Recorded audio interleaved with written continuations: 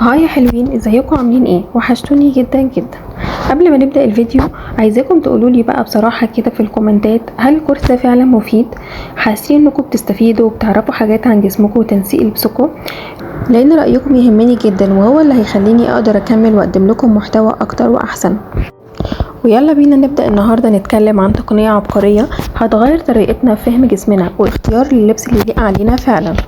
اكيد سمعتي قبل كده عن الوزن والطول ومؤشر كتلة الجسم اللي هو البي ام اي، بس عمرك سألتي نفسك ليه في واحدة نفس وزني وطولي بالظبط بس شكلها مختلف تماما؟ السر مش بس في الميزان، السر الحقيقي في حاجة اسمها الدي ام اي، ودي التقنية اللي بتكشف لنا شكل جسمنا الحقيقي من جوه مش بس من بره. تعالي اقولك يعني ايه دي ام اي وبي ام اي بالترتيب. اول حاجه هنبدا مع الدي ام اي. الدي ام اي اختصار دومينانت ماس انديكيتور او الدنسيتي ماسل انترنال فريم، وهي بتشير للكتله السائده في جسمك سواء كانت دهون او عضلات او عظام. يعني ببساطه جسمك بيتكون من نسب مختلفه من الثلاث حاجات دي، والنسب دي هي اللي بتاثر على شكل جسمك وطريقه لبسك ومقاسك وكل حاجه. دلوقتي خليني اشرح لك ازاي نعرف احنا اي نوع. اول نوع هو الجسم الدهني، لو في بروز واضح في البطن او الارداف او الذراع، ولو ملبس جسمك ناعم او ممتلئ، ولو بتلاحظي ان جسمك بيتغير بسرعة مع زيادة او نقصان الوزن، يبقى على الاغلب ان الدهون هي السائدة عندك. تاني نوع هو الجسم العضلي، كتافك او رجليكي من فوق باينين مشدودين، جسمك شكله متماسك حتى لو الوزن عالي، وتحسي ان شكلك فيه صلابة او قوة، يبقى جسمك عضلي بنسبة اكبر. تالت نوع وهو الجسم العظمي، راسك كتفك ركبتك فيهم عرض او بروز واضح، حتى لو وزنك قليل شكلك ممكن يبان كبير بسبب الهيكل، وغالبا بتكوني مفيش عندك منحنيات بارزة، يبقى العظم هو المكون المسيطر عندك.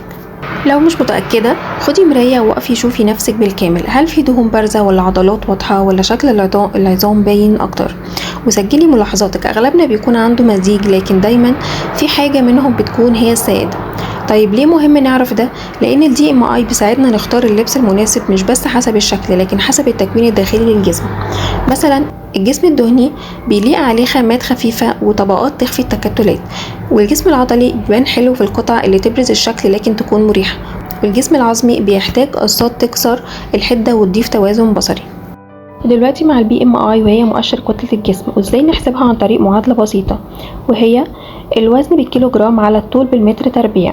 النتيجة اللي هتظهر لنا لو كانت اقل من 18.5 يبقى الجسم فيه نحافة، ولو كانت 18.5 ل 24.9 يبقى الجسم ده طبيعي، ولو كانت 25 ل 29.9 يبقى فيه زيادة في الوزن، واكتر من 30 يبقى فيه سمنة بانواعها. عيوبه مش بيفرق بين الدهون والعضلات، وما بيوضحش توزيع الجسم، كمان ممكن يظلم الاجسام الرياضية. دلوقتي مع مقارنة بسيطة بين الدي ام اي والبي ام اي. البي ام اي بيعتمد على الوزن والطول بس، وبيكون مناسب اكتر للتقييم الصحي العام، مبيفرقش ما بين الدهون والعضلات، وبيستخدم في الجيم والطب. لكن الدي ام اي بيعتمد على الوزن والطول والرصة والتكوين البصري، ومناسب اكتر لاختيار الملابس وفهم شكل الجسم الحقيقي، وبيقدر يفرق بين الدهون والعضلات، وبيستخدم اكتر في الموضة وتنسيق اللبس. ودلوقتي بعد ما عرفنا جسمنا من جوه وبدأنا نشوف نفسنا بشكل أوضح، هنكمل في الفيديو الجاي ونتكلم عن تأثير الطول والوزن على اختيار اللبس والستايل، لأن القصيرة غير الطويلة والكيرفي غير النحيفة، وكل واحدة ليها لمستها الخاصة. وما تنسيش انتي مش رقم على الميزان، انتي شكل واحساس وثقة. كل واحدة فيكم جميلة بطريقتها وبجسمها وبأسلوبها.